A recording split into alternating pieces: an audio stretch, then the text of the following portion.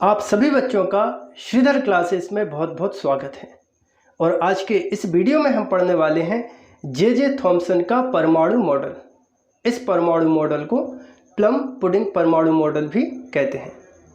बच्चों, यदि उस समय की बात की जाए जब परमाणु की खोज नहीं हुई थी और उस समय पर यदि आपसे कोई पूछता कि परमाणु क्या होता है तो शायद इसका उत्तर आप नहीं दे पाते, परंतु आज बच्चा बच्चा जानता है कि परमाणु क्या होता है। ठीक है, हम जानते हैं कि प्रत्येक पदार्थ परमाणुओं से मिलकर बना होता है। परमाणु के केंद्रीय भाग को हम नाभिक कहते हैं। नाभिक में दो प्रकार के कण होते हैं, न्यूट्रॉन होते हैं, प्रोटॉन होते हैं, और इलेक्ट्रॉन विभिन्न कक्षाओं में क्या करते हैं, चक्कर लगाते हैं।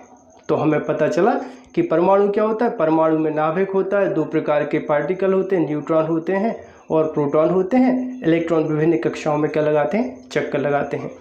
तो आज इस सब की हमें जानकारी है। क्यों जानकारी है? क्योंकि समय समय पर विभिन्न प्रकार के वैज्ञानिक आए हैं और उन सब ने अलग अलग परमाणु मॉडल प्रस्तुत किए हैं। तो एक बार उन सभी वैज्ञानिकों को हम थैंक्स बोलते हैं, जिनकी वजह से आज हम परमाणु क्या होता है इस सब की हमें जानकारी है। और उनमें से आज हम जो पढ़ने वाले हैं उसको हम बोलते हैं जे थॉमसन का परमाणु मॉडल। इस संदर्भ में वैज्ञानिक जे थॉमसन ने कि परमाणु क्या होता है और परमाणु के अंदर धनावेशों और ऋणावेशों की व्याख्या किस प्रकार की जा सकती है, द्रव्यमान किस प्रकार वितरित होता है, इस सब की जानकारी इस परमाणु मॉडल से बताने की कोशिश की है। तो चलिए आज के इस वीडियो में हम पढ़ते हैं जे थॉमसन का परमाणु मॉडल। अब बच्चों, इस परमाणु मॉडल के अनुसार, मतलब जे थॉमसन के परमाणु मॉडल के अनुसार जो परमाणु होता है वो एक ठोस गोला होता है। तो चलो ठीक है, हम एक ठोस गोला बना लेते हैं जिसमें समस्त द्रव्यमान एवं धनावेश एक समान रूप से क्या होता है, वितरित होता है। आपको समझाने के लिए हमने एक गोला बना लिया है और इस गोले के अंदर आपको ये जो सफ़ेद भाग दिख रहा है, इस सफ़ेद भाग में इसका समस्त धनावेश एवं समस्त द्रव्यमान एक समान रूप से वितरित होते हैं। चलो भैया, तो हमें एक बात समझ में आ गई कि इसके अंदर समस्त धनावेश है और उसका जो द्रव्यमान है वो एक समान रूप से क्या है, वितरित है। तो दूसरी बात ये आती है बच्चों कि इलेक्ट्रॉन कहाँ है।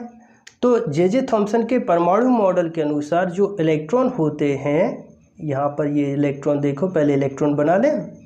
यहाँ पर ये इलेक्ट्रॉन जो हैं, ठीक, ये इलेक्ट्रॉन हो गए। ये जो इलेक्ट्रॉन हैं ये ठीक उसी तरह धसे होते हैं जिस तरह जो तरबूज होता है, तरबूज का जो गूदा होता है रेड कलर का, उसके अंदर आपने देखा होगा ब्लैक कलर के जो बीज होते हैं वो उसके अंदर धसे होते हैं। तरबूज आपने देखा है, तरबूज का जो गूदा होता है उसके अंदर आपने बीज धसे देखे हैं। उसी प्रकार से परमाणु के अंदर ये जो इलेक्ट्रॉन होते हैं वो बीच बीच में ठीक उसी प्रकार से धसे होते हैं जिस तरह से तरबूज के अंदर उसके बीज धसे होते हैं। इस कारण से इस परमाणु मॉडल को प्लम पुडिंग मॉडल भी कहा जाता है। ठीक है बच्चों, तो ये वो गोला है जिसमें संपूर्ण द्रव्यमान और धनावेश समान रूप से क्या है, वितरित है।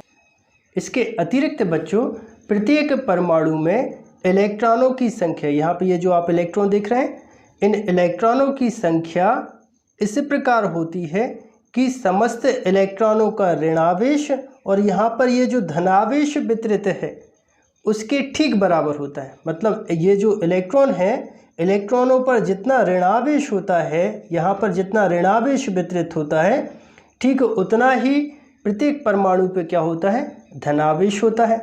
इस प्रकार जे थॉमसन के परमाणु मॉडल के अनुसार ऋणावेश की कुल मात्रा धनावेश की कुल मात्रा के बराबर होती है। इस प्रकार ये जो परमाणु होता है ये विद्युतीय रूप से क्या होता है, उदासीन होता है। ना तो ये धन प्रभाव को प्रदर्शित करता है और ना ही ऋण प्रभाव को प्रदर्शित करता है। अब बच्चों, इस परमाणु मॉडल की सफलता की बात कर ली जाए कि इस परमाणु मॉडल से हमें क्या सफलता मिली। इस परमाणु मॉडल द्वारा बच्चों तापायनिक उत्सर्जन, प्रकाश विद्युत प्रभाव तथा आयनीकरण की क्रिया की सफलतापूर्वक व्याख्या की जा सकती है। अब बच्चों, इस परमाणु मॉडल के दोष की बात की जाए तो इसका पहला दोष ये था परमाणु मॉडल का इस मॉडल द्वारा हाइड्रोजन परमाणु के स्पेक्ट्रम में स्पेक्ट्रमी रेखाओं की श्रेणी की उत्पत्ति की व्याख्या नहीं की जा सकती। ठीक है, आगे चल के हम पढ़ेंगे ये सब। ये मैं आपको जो बता रहा हूँ ये आगे जाके ये टॉपिक हैं, इनको हम पढ़ेंगे। दूसरा दोष ये था इस परमाणु मॉडल का कि रदरफोर्ड के अल्फा कणों के प्रकीर्णन प्रयोग में अल्फा कणों के अधिक कोणों से प्रकीर्णन की व्याख्या इस परमाणु मॉडल द्वारा नहीं की जा सकती। अतः इस परमाणु मॉडल को फेल कर दिया गया था। ठीक है, इसके बाद जो आए थे वो कौन आए थे?